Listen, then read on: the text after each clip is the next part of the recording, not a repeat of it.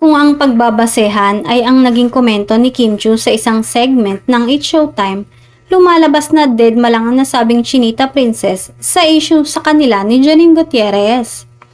May kinalaman ito kay Paula Avellino. Kanya-kanyang post ang mga netizen sa kanilang ex account ng splice video ni Kim na sumagot sa kung anong pelikula ang inacting ng dalawang bagets sa show.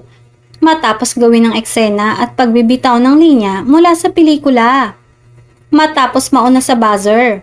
Agad na sinagot ni Kim ang naturang eksena ay mula sa Ngayon Kaya na pinagbidahan ni Janine at Paulo. Sinabi agad ni Kim ang nasabing title at sinabing Ngayon Kaya. Dugtong pa niyang sabi, pinanood ko yan, sabay tawa.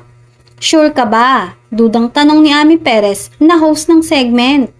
Binanggit agad ni Kim na walang takot, Janine Gutierrez.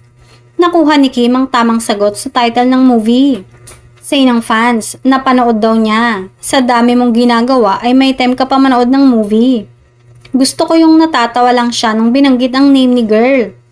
Ito ang moment na ginisa. Inulan ng tukso si Kim kay Paulo, lalo na sa co-host nitong si Jugs na pinaulit-ulit pa kay Ami ang pangalan ni Paulo sa tanong.